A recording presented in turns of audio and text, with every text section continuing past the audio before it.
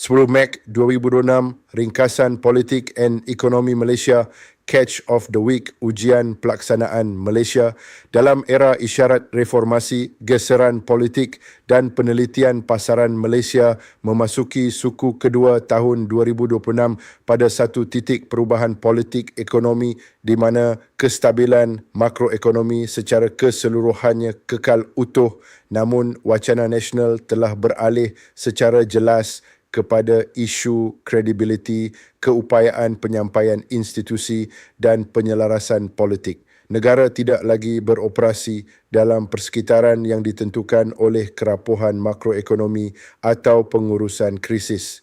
Sebaliknya, perhatian kini tertumpu kepada isyarat reformasi, tadbir urus, kekukuhan gabungan politik, hala tuju dasar perindustrian serta keupayaan institusi menterjemahkan pengumuman dasar kepada hasil yang boleh diukur.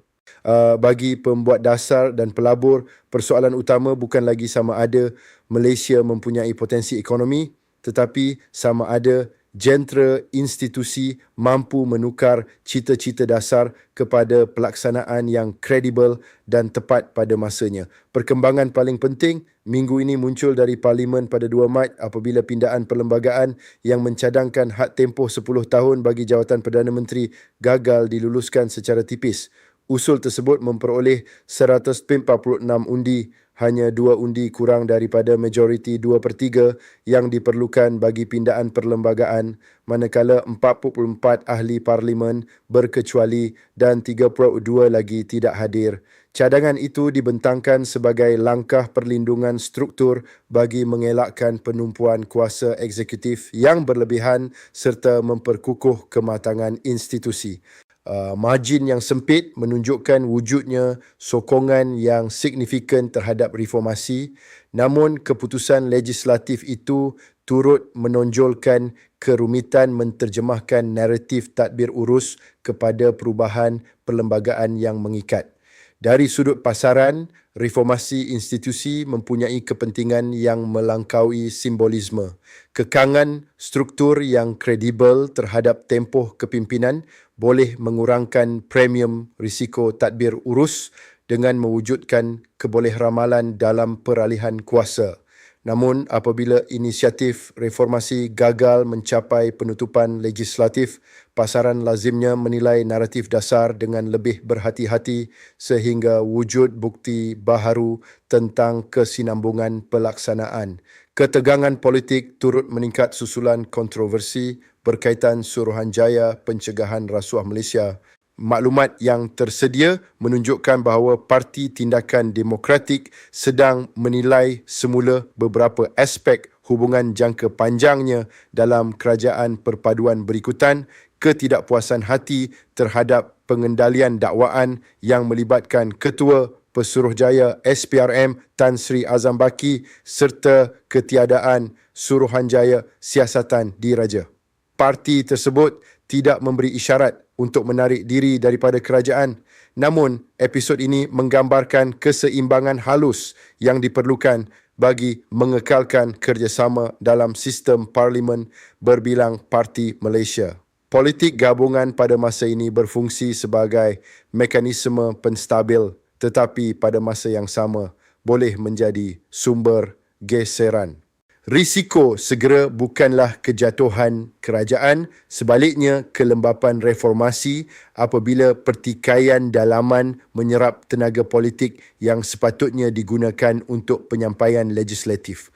Persekitaran politik turut menjadi lebih rumit selepas kenyataan Perdana Menteri Datuk Seri Anwar Ibrahim di Parlimen pada 3 Mac yang mendakwa wujud usaha terancang untuk menggugat kerajaan dan melemahkan institusi negara. Maklumat yang tersedia menunjukkan bahawa pihak berkuasa sedang menyiasat seorang suspek yang dikaitkan dengan kempen melibatkan sebuah firma perhubungan awam antarabangsa yang didakwa cuba mempengaruhi media asing, bank dan ahli politik. Sama ada siasatan ini akan berkembang menjadi pertikaian undang-undang yang lebih luas masih belum pasti. Namun episod ini mencerminkan perubahan yang lebih besar dalam naratif politik Malaysia. Kredibiliti tadbir urus kini semakin dipengaruhi oleh persepsi terhadap legitimasi institusi, bukan sekadar persaingan partisan. Persepsi sebegini penting kerana pelabur tidak hanya bertindak balas terhadap data ekonomi tetapi juga terhadap isyarat mengenai kekukuhan dan kesepaduan institusi. Walaupun berdepan silang arus politik, isyarat paling menenangkan minggu ini datang daripada Bank Negara Malaysia. Pada 5 Mac, Jawatankuasa Dasar Monetary Bank Pusat mengekalkan kadar dasar semalaman pada 2.75% menandakan mesyuarat keempat berturut-turut tanpa perubahan. Jangkaan pasaran secara umum telah menjangkakan keputusan ini. Pendirian bank pusat tersebut mengukuhkan strategi terkini bahawa kestabilan moneteri berfungsi sebagai sauh makroekonomi, sementara fasa pertumbuhan seterusnya perlu digerakkan melalui pelaksanaan struktur. Dalam konteks praktikal, Bank Negara mengekalkan asas kestabilan dengan memberi isyarat bahawa kebolehramalan kadar faedah menyokong keyakinan ekonomi tetapi tidak boleh menggantikan pertumbuhan produktiviti, penukaran pelaburan dan daya saing sektor sebenar. Satu lagi isyarat ekonomi yang menggalakkan datang daripada Lembaga Pembangunan Pelaburan Malaysia yang mengumumkan pada 10 Mac bahawa Malaysia mencatat 406.7 bilion pelaburan yang diluluskan bagi tahun 2025. Angka tersebut mewakili peningkatan 11% berbanding tahun sebelumnya dan merangkumi 8,390 projek yang dijangka menjana kira-kira 292 peluang pekerjaan. Johor, Selangor, Kuala Lumpur, Pulau Pinang dan Kedah muncul sebagai destinasi pelaburan utama. Secara strategik, pencapaian ini mengukuhkan naratif pelaburan Malaysia dan menyerlahkan daya tarikan ekosistem perindustrian negara. Namun kelulusan pelaburan hanyalah peringkat awal kitaran pelaburan. Pasaran akan menilai dengan teliti kadar realisasi termasuk kesiapsiagaan tanah, infrastruktur utility, kelulusan kawal selia, bekalan bakat dan integrasi rantaian bekalan. Kelajuan projek bergerak daripada kelulusan kepada kapasiti operasi akan menentukan sama ada angka pelaburan tersebut benar-benar diterjemahkan kepada pertumbuhan ekonomi yang berkekalan. Isyarat kestabilan tambahan turut muncul daripada ekosistem pelaburan berkaitan kerajaan Malaysia. Khazanah Nasional melaporkan keuntungan operasi 5.6 bilion bagi tahun 2025 berbanding 5.1 bilion pada tahun sebelumnya, manakala nilai aset bersih meningkat kepada 105 bilion. Sumbangan dividennya kepada kerajaan juga meningkat 2 kali ganda kepada 2 bilion. Prestasi ini mengukuhkan persepsi fiskal serta menunjukkan ketahanan modal negara apabila diurus dengan strategi portfolio yang berdisiplin. Pada masa yang sama, peranan modal pelaburan berkaitan kerajaan meningkatkan jangkaan terhadap ketelusan, accountability project dan hasil ekonomi yang boleh diukur. Pelabur global lazimnya mengalu-alukan kenderaan pelaburan yang disokong negara apabila ia menarik modal swasta dan mempercepat peningkatan industri, namun mereka akan berhati-hati sekiranya tadbir urus dilihat tidak telus atau dipengaruhi politik. Latar belakang makroekonomi Malaysia kekal menyokong. Keluaran dalam negara kasar berkembang 5.2% pada tahun 2025 dengan pertumbuhan suku keempat meningkat kepada 6.3% tahun ke tahun. Inflasi meningkat secara sederhana kepada 1.6% pada Januari 2026 manakala kadar pengangguran kekal rendah pada 2.9% pada Disember 2025. Prestasi perdagangan juga terus menunjukkan daya tahan. Data Januari 2026 mencatat jumlah perdagangan 272.4 bilion, ekspor meningkat kepada 146.9 bilion, import kepada 125.5 bilion dan lebihan perdagangan melebar kepada 21.4 bilion. Pengeluaran perindustrian, output pembuatan serta aktiviti borong dan runcit turut mengekalkan momentum positif. Secara keseluruhan, indikator ini mengesahkan bahawa Malaysia memulakan tahun 2026 dengan asas makroekonomi yang kukuh, bukan tanda tekanan ekonomi. Prestasi mata wang turut mencerminkan kestabilan ini. Menteri Kewangan 2, Datuk Seri Amir Hamzah Azizan menyatakan bahawa ringgit mengukuh sebanyak 4.31% kepada rate 3.9 berbanding dolar Amerika pada 1 Mac.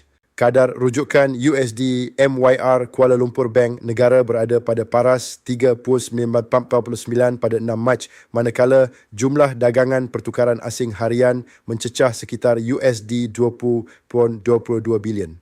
Analisis pasaran menunjukkan minat pelabur asing terhadap aset Malaysia semakin meningkat, disokong oleh dasar monetari yang stabil, prestasi perdagangan yang kukuh dan aliran pelaburan yang berterusan.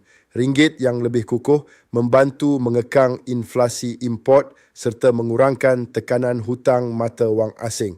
Namun, ia juga memerlukan pengeksport meningkatkan daya saing melalui produktiviti, automasi dan peningkatan teknologi berbanding bergantung kepada kelebihan kadar pertukaran.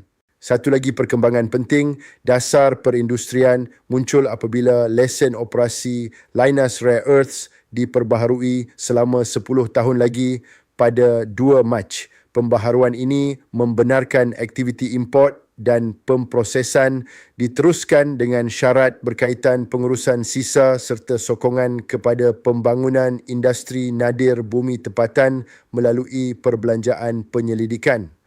Keputusan tersebut mengukuhkan aspirasi Malaysia untuk memainkan peranan lebih besar dalam rantaian bekalan mineral kritikal global sambil mengekalkan pengawasan alam sekitar dan kawal selia.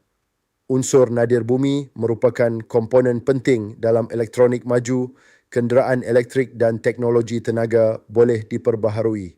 Keupayaan Malaysia untuk memanfaatkan sektor strategik ini bergantung kepada konsistensi peraturan serta pelaburan berterusan dalam penyelidikan dan infrastruktur industri. Dinamika pembangkang turut kekal relevan dalam landskap politik lebih luas.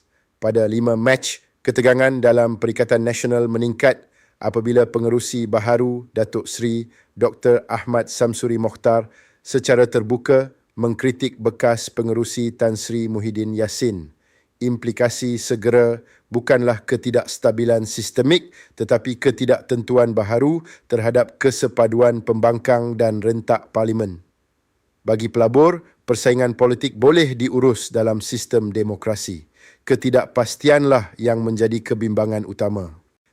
Di penjajaran dalaman berlarutan atau berlaku secara terbuka, ia boleh menimbulkan gangguan episodik terhadap jangkaan legislatif.